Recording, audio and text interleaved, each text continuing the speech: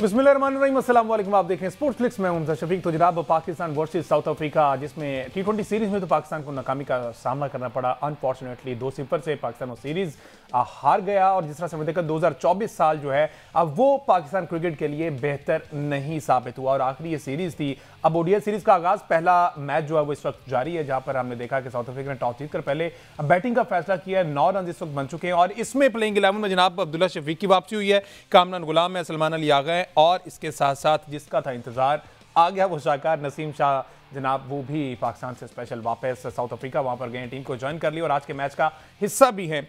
Toss बहुत matter करता था। तमाम तर सूरत पर बात करेंगे। फॉर्मर कैप्टन सलमान भट्ट साहब हमारे साथ मौजूद होंगे, साबिक टेस्ट क्रिकेटर अजहर खान साहब ने भी ज्वाइन करेंगे। इसके साथ साथ दीगर गेस्ट भी हमारे साथ होंगे, लेकिन भट्ट साहब से पहले गुफ्तगू का आगाज करते हैं। अस्सलाम वालेकुम जी, welcome to the show Bhatt साहब। अच्छा चले, सलमान भट्ट साहब से रब्ता बहाल कर लेते हैं। अभी कोई टेक्निकल इशू है, बेसिकली पिंडी में मौजूद है, कमेंट्री कर रहे हैं वहाँ पर चैंपियंस कप जो T20 चल रहा है और पाकिस्तान डोमेस्टिक क्रिकेट की बेहतरी के लिए साबिक क्रिकेटर जितने भी हैं वो पूरी कोशिशें कर रहे हैं कि किसी तरीके से पाकिस्तान क्रिकेट जो डोमेस्टिक स्ट्रक्चर है उसको दोबारा बहाल किया जाए, क्योंकि हमारे पास क्लेम ये किया जाता है कि हमारे पास बेंच स्ट्रेंथ मौजूद नहीं है। तो उस बेंच स्ट्रेंथ को वापस लाने के लिए ये तमाम क्रिकेटर्स जो हैं वो सर जोड़ जो कोशिशें कर रहे हैं। अच्छा, अब थोड़ी सी बात कर ली जाए इसमें, जो कि टॉस जीतकर पहले साउथ अफ्रीका ने बैटिंग का फैसला किया है। टॉस कितना मैटर करता है ये तो हम क्रिकेटर से ही पूछेंगे।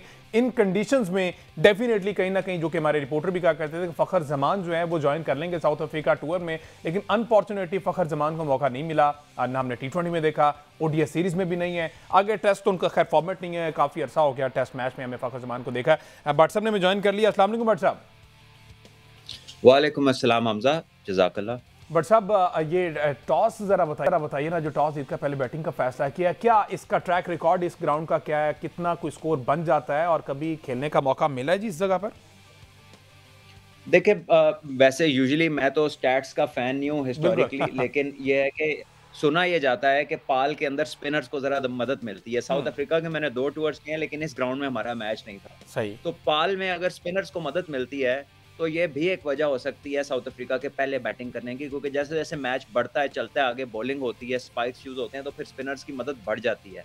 तो हो सकता है कि वो बाद में बॉलिंग करना चाह रहे हो, लेकिन महाराज ये मैच नहीं खेल रहे। उनकी जगह एक फास्ट बॉलिंग ऑलराउंडर पेखलेकुआ खेल रहा है। तो अब अगर चेंज देखें तो लगता है स्पिनर वाली कहानी नहीं है। और दूसरा, पहले बैटिंग की वजह ये भी हो सकती है कि वो फील करते हैं कि यार पाकिस्तान की जो टीम है वो चेस के अंदर, क्योंकि यंग टीम है, तो चांसेस हैं कि आप चेस में इन पे प्रेशर डाल सकते हैं। और साउथ अफ्रीका के ऊपर खुद भी चेस में उनकी कोई हिस्ट्री इतनी अच्छी नहीं है, वो भी प्रेशर लेते हैं, तो that also can be a reason. अच्छा बट साहब, बॉलिंग की अगर बात कर लीजिए, नसीम शाह की वापसी हुई है, डेफिनेटली पाकिस्तानी बॉलिंग लाइनअप को हेल्प तो मिलेगी और बड़ी उम्मीदें नसीम शाह से भी। उस तरह से रिदम में दिखाई नहीं दी, हमने पिछली सीरीज में भी देखा है नसीम शाह की परफॉर्मेंस पे बहुत सारे क्वेश्चन मार्क है। तो अब ये कम बैक कर रहे हैं, आप समझते हैं कि कुछ मेहनत करने के बाद वापस आए होंगे? देखिए, ज़ाहिर है मेहनत तो ये सभी लड़के कर रहे होंगे, सबके करियर एट स्टेक होते हैं, इनकी एक-एक चीज़ मॉनिटर हो रही होती है। हम, आप सब और दीगर लोग दीगर जगहों के ऊपर बैठ के इनके ऊपर बात कर रहे होते हैं, तो इनसे ज़्यादा फ़िक्रमंद तो कोई नहीं होगा। बिल्कुल। और ऑस्ट्रेलिया में मेरा ख़्याल है कि हमारे फ़ास्ट बॉलर्स की बड़ी अच्छी बॉलिंग परफ़ॉर्मेंस थी, जिसकी वजह से हम लोग सीरीज़ जीते थे। सो पिछली सीरीज़ जो इनकी वनडे की थी, वो तो बड़ी अच्छी गुज़री। लेकिन T20 में ज़ाहिर है ये तो नहीं थे, लेकिन T20 में पाकिस्तान ने स्ट्रगल किया। कमिंग बैक टू द वनडेज़, आप अच्छे की उम्मीद रखनी चाहिए और मुझे पूरी उम्मीद है कि अपनी प्रैक्टिस ट्रेनिंग करके आ रहे होंगे और अच्छी परफॉर्मेंस देने के ख्वाहिशमंद होंगे। अच्छा, प्लेइंग 11 पर क्या कमेंट करेंगे? समझते हैं बेस्ट प्लेइंग 11 और अरफात मिन्हाज को दोबारा से फिर से मौका नहीं मिला। मेरा ख्याल था कि शायद उनको इसमें चांस दे दिया जाता। देखिए, मेरा भी यही ख्याल है कि अरफात मिन्हाज जो हैं वो एक बड़े अच्छे क्रिकेटर हैं और बॉलिंग, बैटिंग, फील्डिंग सभी में। लेकिन एट टाइम्स जो थिंक टैंक होता है टीम का, वो डिफरेंटली देख रहा होता है। और टॉक अबाउट वनडे गेम्स, तो आगे वनडे की चैंपियंस ट्रॉफी आ रही है, जिससे पहले अब थोड़े से वनडे मैचेस रह गए हैं। तो शायद ये उसी न्यूक्लियस के साथ जाना चाह रहे हैं जिसके बारे में ये सोच रहे होंगे कि उसको हमने चैंपियंस ट्रॉफी में लेकर जाना है। तो शायद उसी सेम सेट ऑफ बॉयज़ के साथ ही आगे बढ़ना चाह रहे हैं। अच्छा बट साहब, कामरान गुलाम को भी हमने इस लिस्ट में देखा, मे बी अब अकॉर्डिंग टू द सिचुएशन उनका नंबर ऊपर नीचे हो जाए, लेकिन 5वें नंबर पर कामरान गुलाम, पहले भी बहुत से सवालात हो चुके हैं इनकी पोजीशन को लेके। तो आप नहीं समझते इनको जरा ऊपर ऊपर अगर मौका मजीद मिल जाए तो ये ज्यादा खुलकर खेल सके, मजीद अच्छा परफॉर्म कर सके? देखिए, ये वनडे क्रिकेट में तो वन डाउन खेलते हैं और आप इनकी डोमेस्टिक क्रिकेट देख लीजिए, पाकिस्तान के लिए जब खेले हैं वो वाली पोजीशन भी वन डाउन थी टेस्ट मैचेस में। तो मेरा ख्याल है कि वन डाउन पे ही इन्हें रखना चाहिए, लेकिन क्योंकि बाबर आजम वनडाउन खेलते हैं वनडे में, तो हो सकता है इसलिए इनको एक नंबर नीचे जाना पड़े। अच्छा, दूसरे एंड पर हमने देखा कि इरफान खान न्याजी जो है, इनकी पोजीशन की कुछ समझ नहीं आ रही। बेसिकली इनका रोल क्या है, थोड़ा सा आप डिफाइन कर दें कि T20 में भी जिस तरह का इनका रोल है उस तरह से एग्जीक्यूट नहीं कर पाते, और ओडीआईज में भी हमने देखा है। तो इनकी जगह आप समझते हैं किसी का हक तो नहीं मारा जा रहा? हमजा देखें, अर्ली डेज हैं, कोई बड़ा लंबा चौड़ा करियर तो है नहीं, नए नए आए हैं, कुछ मैचेस में बड़ी अच्छी बैटिंग भी की है, फील्डर आउटस्टैंडिंग है, और देखिए उन्होंने परफॉर्मेंसेस कुछ दी हैं तो यहाँ तक आए हैं। तो मेरा ख्याल है कि उन्हें भी हमें एक फेयर चांस देना चाहिए। और देखिए इवेंचुअली साइम अयूब ने अपना आप दिखाना शुरू कर दिया इंटरनेशनल क्रिकेट में कि वो जो इतने चांसेस मिल रहे थे वो किस बेस के ऊपर मिल रहे थे। तो एट टाइम्स कुछ प्लेयर्स को कुछ टाइम चाहिए होता है। इनका तो अभी क्वार्टर टाइम भी नहीं हुआ है, यानी कि इनको तो अभी 6-8 मैच भी नहीं हुए। तो मेरा ख्याल है कि थोड़ा सा हमें परसिस्ट करना पड़ेगा। किसी यंगस्टर को फ्यूचर में अगर हम देखते हैं वो अच्छा है या बुरा है, वो 1, 2 या 3 मैचों से जज नहीं होता। अगर इरफान के हम एट्रीब्यूट्स देखें, बड़ी हिट वो मार लेते हैं, फिट वो हैं, फील्डिंग में वो सबसे बेहतरीन फील्डर है। पाकिस्तान की टीम में उनसे अच्छा कोई फील्डर नहीं है। तो मेरा ख्याल है कि ये इनफ एट्रीब्यूट्स हैं कि कोई बंदे को आप थोड़ा-सा लंबा रन दे के देखें। अच्छा, और फिर शायद उनका कोई जो एजेंट है ना वो तगड़ा नहीं है, जिसकी वजह से ये वैसे भी खामोश तबीयत के लगते हैं और उस तरह से हाईलाइट नहीं हो पाए जिस तरह से इरफान खान न्याजी को होना चाहिए। हमने पीएसएल में भी देखा, बड़ा अच्छा परफॉर्म किया, लेकिन मिडिल ऑर्डर में जिस तरह की ज़रूरत होती है, जिस बैटर की या जिस ऑलराउंडर की, Irfan Khan Niazi to be very honest मुझे ऐसा लगता है कि वो उस तरह से एग्जीक्यूशन उनसे हो नहीं पा रही। इसका क्या आपको रीज़न लगता है? आपकी बात सुन के तो मेरा ख्याल है कि सिलेक्टर्स को आपसे एक मशवरा फ़ोन अ फ्रेंड करके कर लेना चाहिए। I won't mind. क्योंकि आपने तो उन्हें खासा राइट ऑफ कर दिया है अपने ख्याल में ही। लेकिन मेरा ख्याल है कि जब वो एक बंदे को आप इधर लेकर आए हैं, ये जो पोज़ीशन होती है 6वें नंबर के बैटर की, स्पेशली आजकल की व्हाइट बॉल क्रिकेट में, यहाँ पर आके उसको रिस्क लेने पड़ते हैं, उसको बड़े हिट मारने पड़ते हैं। तो जब आप किसी को खुला हाथ देते हैं कि जाओ भी बड़े हिट मारो, तो उसमें रिस्क का एलिमेंट भी ज़्यादा होता है। तो जब रिस्क लेने पे आप किसी नए लड़के को पुश कर रहे हैं, तो फिर आपको उसको ज़्यादा वक़्त भी देना है, उसको बैक भी करना है। आप किसी से कह रहे हैं रिस्क लो, खुला खेलो, और अगर वो उस चांस लेने में उसका थोड़ा बहुत नुकसान हो जाए और आप पीछे से कहें भई अब तो तुम्हें जाना होगा, तो इस तरह तो कोई भी आने वाला खुल के नहीं खेलेगा। तो मेरा ख्याल है कि प्लेयर्स का एतमाद हासिल करना और प्लेयर्स को एतमाद देना ये बड़ा ज़रूरी है, उनसे उनकी बेस्ट स्किल्स को बाहर निकालने के लिए। ठीक है, मीनवाइल हमें अज़हर खान साहब ने भी ज्वाइन कर लिया। अस्सलाम वालेकुम अज़हर साहब। जी वालेकुम सलाम। अज़हर साहब, सलमान भट्ट साहब भी हमारे साथ मौजूद हैं और प्लेइंग 11 पे वो तो कह रहे हैं कि सेटिस्फाई हैं, ये अच्छे चेहरे हैं, तो आप भी एक छोटा सा कमेंट इस पर कर दे ज़रा। देखिए, आज तक के पाकिस्तान ने जो हाल ही में सीरीज खेली है ना ऑस्ट्रेलिया में, तो उससे ये थोड़ा सा कॉन्फिडेंस लेवल जो था, ये 22 साल के बाद ये वनडे सीरीज जो थी वो ऑस्ट्रेलिया से जीते हैं, तो प्रोबेबली उसी को माइंड पर रखते हुए ना उन्होंने, बट नाउ ये टीम जो है ना, या ये जो 15 या 16 खिलाड़ी हैं, now Pakistan should carry this lot till the Champions trophy ends. आप के पास अब चेंजिंग और उसका मार्जिन नहीं बचा, बिल्कुल को नए चेहरे, हाँ जी बिल्कुल, खिलाड़ियों को खिलाना, बाहर निकालना, उनको बीच में रखना ना रखना, ये अब पाकिस्तान के पास हिट एंड ट्रायल बेसिस पर अब टाइम नहीं है। The time is over. अब हमें उसी तरीके से खेलना है कि हमने अगर चैंपियंस ट्रॉफी को अपने ज़हन पे रखा है, तो हमें इन लड़कों के साथ एक लंबा जो है ना वो स्पैन देना पड़ेगा, और इन्हीं के साथ आपको अब चैंपियंस ट्रॉफी खेलना पड़ेगी। अगर आपने साउथ अफ्रीका का टेस्ट वनडे के बाद फिर दोबारा अगर आपने चॉपिंग एंड चेंजिंग की, तो फिर ये जाती होगी इन लड़कों के साथ भी, और जिनको आपने खिलाना है या आपके जहन में है तो उनके साथ भी ज्यादती होगी, क्योंकि वो उतनी फॉर्म में, फिटनेस में, उनका जो माइंडसेट है वो पॉजिटिविटी की तरफ नहीं होगा। तो I think Pakistan should carry on playing this stuff till the Champions trophy. Exactly, और डेफिनेटली हमारे पास और कोई दूसरा ऑप्शन भी अज़हर खान साहब उस तरह से है नहीं है। अच्छा सलमान भट्ट साहब, हारिस रऊफ ने जो दूसरा T20 मैच खेला, जो कि आखिरी तीसरा हुआ नहीं है, 57 run 4 over without getting any wicket, और शायद ये अरसा दराज से कहा जाता है कि वो यॉर्कर करना, जहां पर जरूरत होती है फुल लेंथ बॉल करना भूल जाते हैं, यॉर्कर करना भूल जाते हैं। ठीक है, वो T20 फॉर्मेट था, 4 ओवर थे, लेकिन वो चीज़ें जो हैं वो इसको मुसलसल आगे दूसरे फॉर्मेट्स में भी कैरी करते हैं। तो आप समझते हैं कि जिस तरह से शाहीन को रेस्ट करवाया, नसीम को रेस्ट करवाया, उसी तरह हारिस को भी ज़रा इस शॉर्टर फॉर्मेट में रेस्ट करवा कर देख लेना ही चाहिए था। हमजा आज बड़ा ब्रूटल हुए हैं आप। एक बंदा मैन ऑफ द सीरीज हुआ है दोनों वाइट बॉल कंपटीशन, पता नहीं किन किन किन किन बेसिस पे हुआ। हमने, मुझे तो 4-57 याद है और हम जीता हुआ मैच हार गए हैं। हारिस रऊफ ने जिस तरह की बॉलिंग की है, मुझे तो उस पर अफसोस है। बीइंग अ क्रिकेट फैन मैं ये बात करता हूँ। जी कंटिन्यू करें। देखिए यही मतलब एक स्पेशलिस्ट और फैन का यही फर्क है कि देखिए being a professional no matter how good you are, अभी आप देख लीजिए कि इंडिया ने पहला टेस्ट कैसे जीता है और अगले टेस्ट में उनकी क्या हालत हुई। देखिए ये स्पोर्ट है, दूसरी टीमें भी खेलने आती हैं, काम करके आती हैं और अपनी चीजों को, अपनी बेसिस को कवर करती हैं। At times a player can falter, ठीक है, आपसे गलती हो सकती है, आपके स्किल लेवल्स में फर्क हो सकता है। हम ये नहीं कह रहे कि हारिस दुनिया का बेहतरीन बॉलर बन गया है, लेकिन आपके पास जो अवेलेबल है उसमें से यही आपके पास है। और अगर हम ही उसका एतमाद खराब करेंगे और हम ही उसको क्रिटिसिज्म करेंगे specially before the big event, तो मेरा नहीं ख्याल कि वो आगे जाएंगे तो किसी एतमाद के साथ जाएंगे। उनको अगर हम बैक नहीं करते तो कौन बैक करेगा। मेरा कहने का मकसद है कि ये जो वक्त है इस वक्त approaching to the Champions Trophy, जैसे अभी अजहर भाई ने बात की, I think it is a very valid point कि जो आएगा इसकी जगह उसके साथ भी जाती है और ये नहीं जाएगा तो इसके साथ भी जाती है। तो मेरा ख्याल है कि सवाल जरूर पूछेंगे लेकिन वो वहां तक जाने दे जहां तक अब इनको जाना चाहिए, रास्ते में रोक के मत पूछना शुरू करें।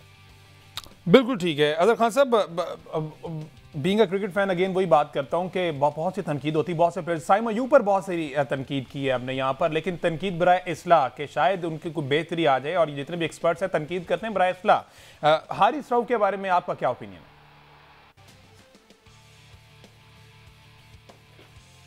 हाँ साहब, कोई टेक्निकल इशू है जी लाइन में जिसकी वजह से हो नहीं पाया। अच्छा सलमान भट्ट साहब, हमने देखा कि ओडीआई सीरीज अगेंस्ट ऑस्ट्रेलिया जो है रिजवान जो है वो अच्छे दिखाई दिए, अच्छे डिसीजन लेते दिखाई दिए, एक्टिव दिखाई दिए। एक्टिव तो खैर वो हर तरह से रहते हैं। T20 में वहाँ पर भी नाकाम हुए, यहाँ पर भी नाकाम हुए। तो आप क्या समझते हैं एक फॉर्मेट की तब्दीली में कोई डिसीजन मेकिंग में भी तब्दीली आ जाती है? देखिए T20 का जो फॉर्मेट है वो पावर की गेम है, ठीक है, उसमें पावर की गेम है, फिटनेस उसमें ज्यादा एलिमेंट आता है, स्पेशली जो पावर रिलेटेड एलिमेंट है फिटनेस का, और एथलेटिसिज्म बहुत काउंट करता है, चाहे वो बैटिंग हो चाहे वो फील्डिंग हो। और पाकिस्तान की टीम के जो इश्यूज आ रहे हैं, अगर आप देखें कि आप सबसे ज्यादा जब आजकल जो बात होती है वो इंटेंट की होती है, स्ट्राइक रेट की होती है और पावर हिटिंग की होती है। तो ये तीनों एस्पेक्ट के अंदर if you compare yourself to the और साउथ अफ्रीकन साइड जो भी आपके हरीफ हैं, तो आप को वाज़े नजर आता है कि वहां पर मैच नहीं पड़ता जिस तरह पढ़ना चाहिए बड़े लेवल के ऊपर। तो वो चीजें हैं जो कि नजरों के सामने हैं, वो किसी तरह ढकी छुपी नहीं है कि उसमें हमें इम्प्रूवमेंट लाने की जरूरत है। तो अब यह है कि उस पर काम करना होगा। अब ड्यूरिंग द मैचेस तो उस पर काम होने से रहा, इसके लिए आपको एक प्रॉपर ऑफ सीजन चाहिए, लेकिन उससे पहले आपको इस बात को तस्लीम करना होगा, समझना होगा कि हमें इस चीज की जरूरत है, फिर आप डिटर्मिन होकर उस काम की तरफ लगेंगे। अभी तक की जो फीलिंग है ना वो ये है कि शायद हमारा जो मोड ऑफ ट्रेनिंग है ना वो ठीक है, हमारे स्किल लेवल्स में कमी है। स्किल लेवल आपका एनहांस हो जाता है जब आपकी फिटनेस नेक्स्ट लेवल पे जाती है। So the sooner we understand, the sooner we adopt, the better it will be for us in the future. अच्छा सलमान भट्ट साहब, अभी तो वैसे तो टू अर्ली, अभी 4 ओवर हुए हैं, 19 रन हैं, और लेकिन अगर उनकी बॉलिंग लाइनअप पर नज़र डाली जाए तो मार्को जेनसन कौन इन्हें भूल सकता है, उसके बाद रबादा खेल रहे हैं और स्पिन डिपार्टमेंट देखा जाए तो बेस शमसी हैं। तो अभी आपने स्टार्ट में कहा कि यूजुअली ऐसा सुना है कि यहाँ पर स्पिन फ्रेंडली, अगेन आप वाली बात के उसमें मेन पेयर उन्होंने हिस्टोरिकली सुना है, मैंने पिच देखी नहीं है। हाँ, तो अब क्या समझते हैं कितना टारगेट इनफ हो सकता है जो चेजेबल हो सकता है? वैसे तो जितनी जल्दी रिस्ट्रिक्ट कर लिया जाए वो हमारे हक में बेहतर होगा। देखिए अभी तो काफी खुश नसीब लग रहे हैं टोनी जोर्जी, उन्हें समझ कुछ नहीं लग रही कि शाहीन को खेलना कैसे है। कभी बाहर वाला किनारा लग रहा है बैट का, कभी अंदर वाला लग रहा है और बचते जा रहे हैं। तो ऐसे में बॉलिंग तो अच्छी हो रही है लेकिन बहुत किस्मत साथ दे रही है साउथ अफ्रीकन साइड का, और कह लें कि बाउंड्रीज भी छोटी हैं, तो आप एक्सपेक्ट कर सकते हैं कि ये एक अच्छा स्कोरिंग, हाई स्कोरिंग गेम हो सकती है। It depends how the pitch plays. अभी तक तो पिच में थोड़ी मूवमेंट है और ओपनर्स को इतने, कह लीजिए को इतने कन्विंसिंग नहीं लग रहे, पूरे एतमाद बैटिंग नहीं लग रही, बार बार बीट हो रहे हैं। सो आई थिंक बॉलिंग तो पाकिस्तान अच्छी कर रहा है, थोड़ा किस्मत ने भी साथ देना है कि कोई एज लगे, कोई कैच हो, कोई बोल्ड हो, लेकिन बचते जा रहे हैं फिलहाल। और उसी की कोशिश कर रहे हैं। और शाहीन का पता चल रहा था जिस तरह से वो जोर लगा रहे होते हैं कि जनाब विकेट की तलाश में हैं और खासे एग्रेसिव दिखाई देते हैं। खान साहब हमारे साथ, अजहर खान साहब लाइन पे हैं। अच्छा अजहर खान साहब, सलमान भट्ट साहब तो इस पर बिल्कुल भी वो नहीं कहते कि मैं स्टैट्स जो है ना वो माजी का हिस्सा है। तो आपका भी यही मानना है? क्योंकि अगर देखा जाए तो ओडीआई में 83 में से 52, 83 में से 52 मैचेस जो है वो साउथ अफ्रीका जीत चुका है और डोमिनेट करता दिखाई दे रहा है। तो इसका भी कोई प्रेशर हो सकता है टीम पर? देखिए, मैं सलमान भट्ट साहब की बात को बिल्कुल सहमत करता हूँ, क्योंकि क्रिकेट जो है ना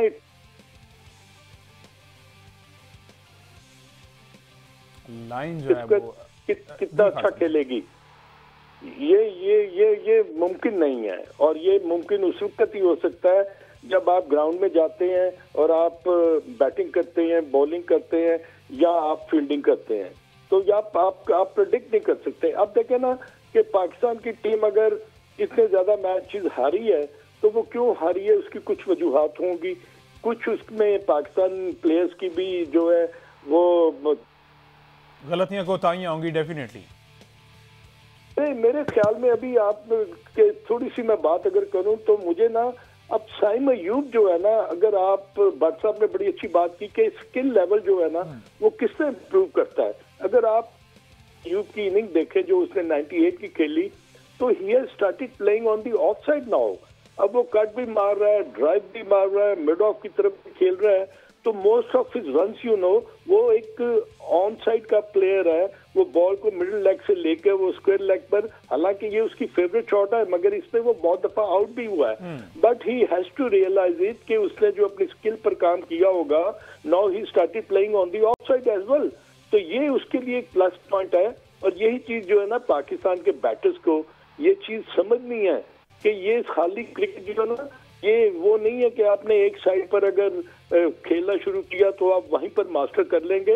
लोग जो आपके लूप होल्स पर काम करते हैं, अपनी लाइन और लेंथ का इस्तेमाल करते हुए, उनको जो एनालिसिस्ट है वो बताता है कि आपने इस प्लेयर को किस जगह पर बॉलिंग करनी है। तो आई थिंक कि अब पाकिस्तान को उस लेवल पर जब काफी बहुत करीब आ गई, तो हमें अपने स्किल लेवल को मैं समझ गया अब पॉइंट आपका समझ गया। खान साहब मुझे एक ब्रेक लेना है, ब्रेक से वापस आते हैं। जो अजहर ने अभी जो बात की साइम अयूब की 98 पर आउट गए, व्हाट्सएप का कमेंट लेना मैं चाहूंगा। बीच में गैप आ गया, शो नहीं हुआ, तो 98 पर जिस तरह से साइम अयूब सेंचुरी करने में नाकाम रहे। व्हाट्सएप हमारे साथ ही ब्रेक के बाद वापस आता हूं, इस पर कमेंट लेता हूं कि बीइंग अ क्रिकेटर जो है ये चीज कितनी जरूरी होती है कि ऑन द अदर हैंड आपका जो बैटर है नॉन स्ट्राइकर पर, अगर वो सेंचुरी के करीब है तो उसकी सेंचुरी ज्यादा जरूरी है, या फिर टीम के ओवरऑल टोटल में अगर कोई 3-4 रन ऐड हो जाए उस बड़े शॉट से तो वो ज्यादा जरूरी है। एक ब्रेक के बाद स्टे विद अस।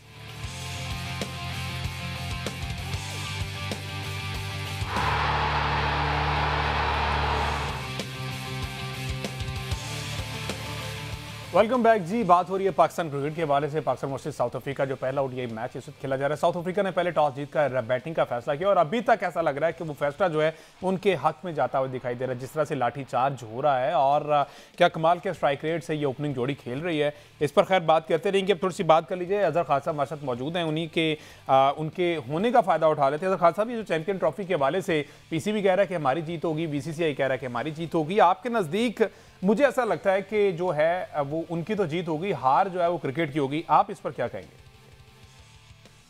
तो मेरा ख्याल है कि जो इशू उजागर हुआ ना और उस पर बहुत डिबेट भी हुई और एक क्राइसिस सिचुएशन जो थी वो हमारे सामने आ गई, मगर at the end of the day क्या हो रहा है कि पाकिस्तान हमेशा बड़ा एक बाना एक स्टांस लेकर हिंदुस्तान के साथ क्रिकेट खेलता था।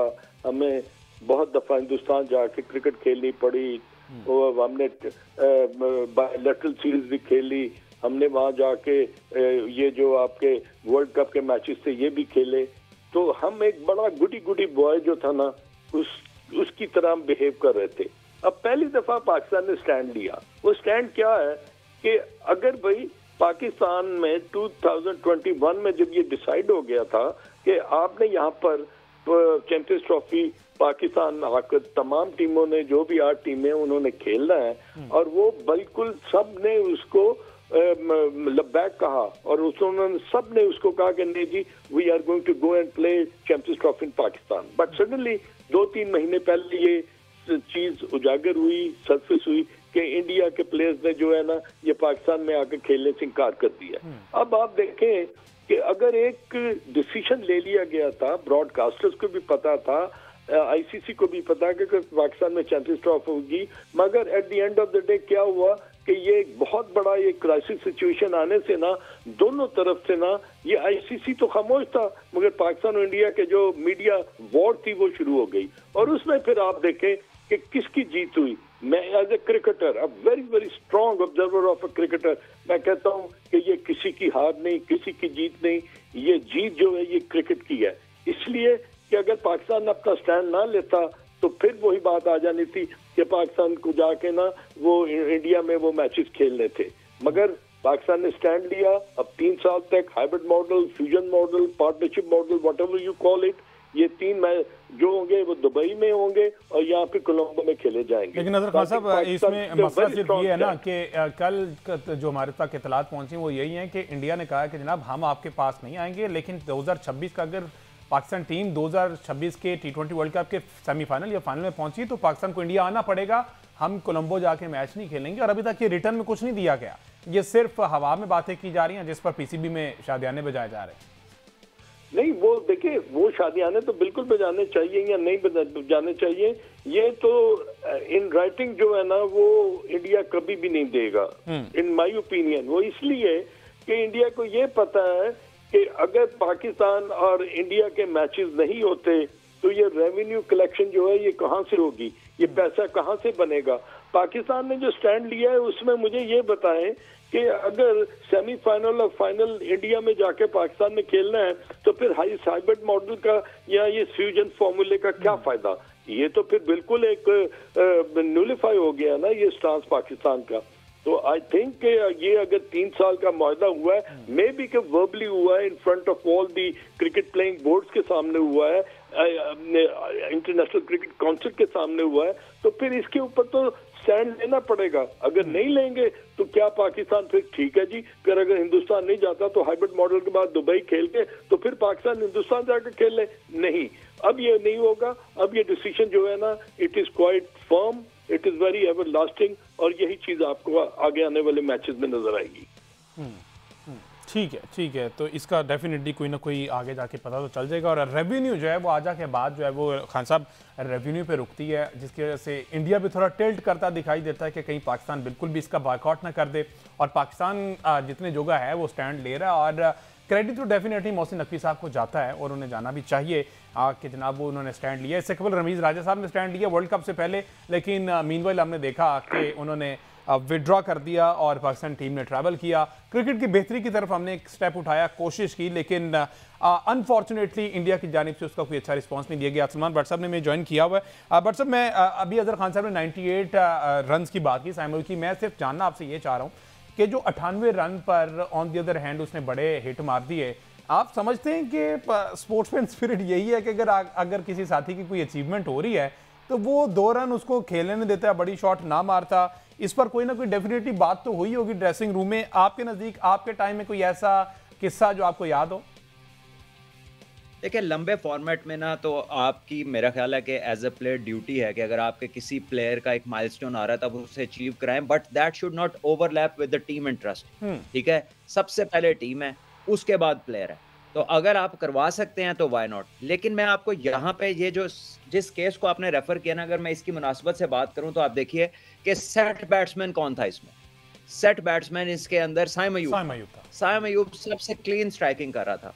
अगर वो उसको स्ट्राइक देते तो वो ज्यादा रन बना सकता था इस ओवर के अंदर। ये सिर्फ उसका 100 कराने की बात नहीं है, वो खुद वहां पर घुमाते रहे, ना उनसे खुद लगी शॉटें, ना उसका 100 हुआ। तो जब आपके सामने एक 90 पे बैट्समैन खेल रहा है और वो बड़ी हिट मारने का अहल है, तो अक्लमंदी तो यही कहती है, प्रोफेशनलिज्म भी, कि आप उसको खिलाएं बजाय कि आप खुद उधर आके तो जो है वो बैट घुमाए जा रहे हैं। अच्छा, सिचुएशन जो है ना वो इतनी कोई वर्स्ट थी भी नहीं। बार बार फिर सोशल मीडिया पे वही चलता है कि एमएस धोनी और यंग विराट कोहली जब खड़े हुए थे तो धोनी ने उस बॉल को रोका और स्ट्राइक दिया कोहली को टू फिनिश, क्योंकि वो उसको कंटिन्यू करते आ रहे थे, उन्होंने स्कोर किया हुआ था, तो उन्होंने कहा कि जनाब ये क्रेडिट तुम्हारा है, उसको मिलना चाहिए। और नहीं हमजा, वो बैकग्राउंड फर्क था। जी बिल्कुल, बैकग्राउंड फर्क था, वो कॉन्टेक्स्ट और था, वो सिचुएशन और थी। ऐसे हर बात में कंपैरिजंस लोग शुरू करते थे। Social media should not be influencing. The point is कि एक सेट बैट्समैन खड़ा हुआ, बिल्कुल ठीक है, ये T20 का मैच है, आप 200 प्लस करके भी हार गए हैं ना, हाँ। तो आपको तो चाहिए थे मैक्सिमम रन्स। तो जो बंदा 98 पे खेल रहा है वो ज्यादा अच्छा गेंद को देख रहा है या नया आने वाला देख रहा है, ये Definitely कॉमन पहले सेंस की बात है कि आप उसको खिलाएं जो सेट खेल रहा है। ठीक है जी, आपका पॉइंट भी बिल्कुल ठीक है, वैलिड पॉइंट है, लेकिन अगेन सोशल मीडिया पे वही बातें हैं। बहुत शुक्रिया सलमान भट्ट साहब हमारे साथ मौजूद थे और अजहर खान साहब, वक्त दिया, आपका भी शुक्रिया जी। ब्रेक लेते हैं, ब्रेक से वापस आते हैं तो कुछ सीनियर जर्नलिस्ट से बात करेंगे जो चैंपियन ट्रॉफी के हवाले से इंडिया और आईसीसी जो अभी तक कोई रिटर्न फॉर्म में नहीं दे रहा, आप पीसीबी का इस पर क्या मौके अंदर की क्या खबरें, एक ब्रेक के बाद जानने की कोशिश करेंगे। Stay with us.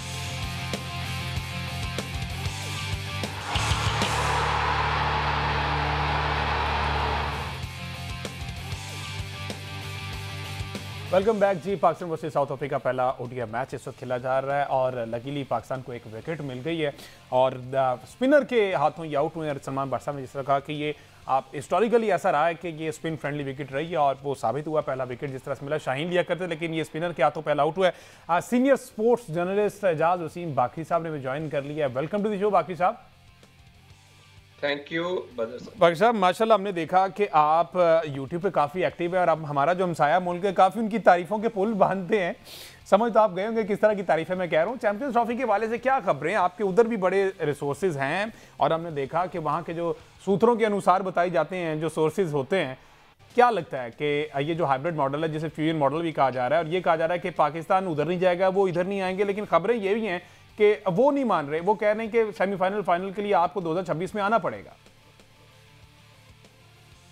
Thank you Hamza. देखिए बात यह है कि पाकिस्तान क्रिकेट बोर्ड का बड़ा असूली मौकिफ है और उस असूली मौकिफ के ऊपर पाकिस्तान खड़ा हुआ है और आज तकरीबन 4 दिन हो गए अभी तक आईसीसी की ना बोर्ड मीटिंग बुलाई जा सकी है और ना ही आईसीसी की इस बोर्ड मीटिंग के अंदर ये पाकिस्तान को जो वादा किया गया है आईसीसी बोर्ड मेंबर्स की तरफ से कि आपका जो एक तरह से एक असूली मौकिफ है उसको तस्लीम कर लिया है। लेकिन अब इत्तलात ये आ रही हैं कि इंडिया को बहुत सारी चीजों के ऊपर इश्यूज हो गए हैं। एक जैसे आपने खुद जिक्र किया कि वो फ्लोटिंग फाइनल की बात को नहीं मानना चाह रहे हैं। वो कहते हैं कि अगर हम चैंपियंस ट्रॉफी के फाइनल में आए तो हम चैंपियंस ट्रॉफी का फाइनल दुबई में खेलेंगे। अगर पाकिस्तान T20 वर्ल्ड कप के फाइनल में आता है तो पाकिस्तान इंडिया है। ये बात पाकिस्तान क्रिकेट बोर्ड मान नहीं रहा। अब दूसरा, उनको दुबई के वेन्यू पे भी एतराज आ गया है कि हमें दुबई का वेन्यू नहीं चाहिए, हमें श्रीलंका चाहिए। आपको मालूम है कि कोलंबो और चेन्नई का आपस में तकरीबन कोई 2 घंटे की फ्लाइट का रास्ता है।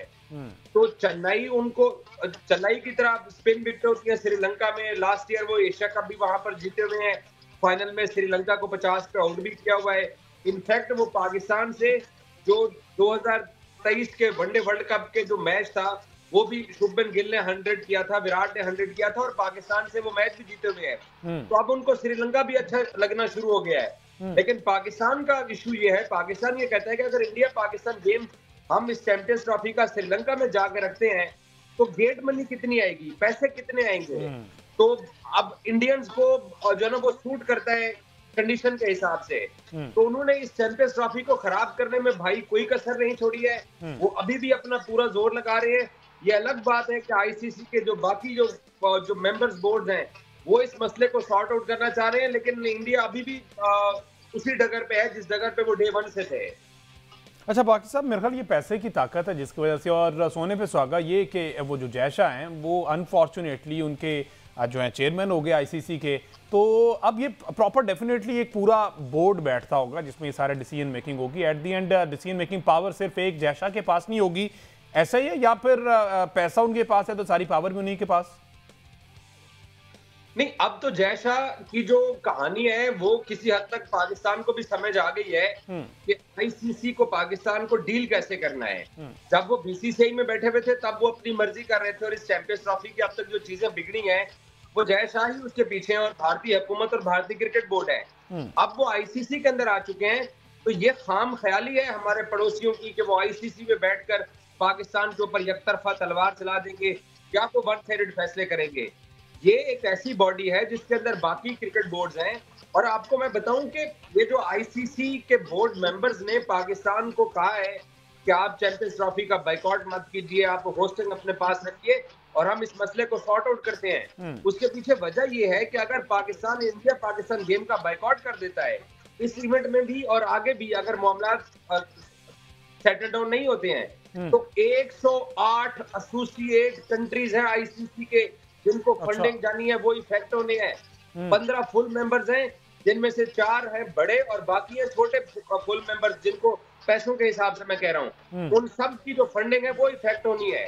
तो ये तमाम तर प्रेशर जय शाह पे आईसीसी के अंदर आ गया है। ये अच्छा हुआ है, ये हम पाकिस्तानियों के लिए अच्छी चीज है कि वो यहाँ पर बैठ के कम से कम वो एक तरफा जो पीछे बैठ के डोरे हिलाते थे। लेकिन बाकी सब अपेरेंटली अभी तक तो ऐसा लग रहा है कि वो जो मेंबर्स हैं ना वो खामोश तमाशाई बने दिखाई दे रहे हैं। ब्रॉडकास्टर की जानिब से प्रेशर भी था, 90 डेज अर्लियर आपको शेड्यूल अनाउंस करना था, उन्होंने अपनी तैयारियां करनी थी, लेकिन अगेन वो एक बंदा जो एक कुर्सी पे बैठा है वो फैसला नहीं कर पा रहा, तो दीगर फिर बोर्ड जो साथ हैं उस बोर्ड मेंबर हैं, लेकिन वो तो खामोश तमाशाई है ना। फिर नहीं, खामोश तमाशाई नहीं है।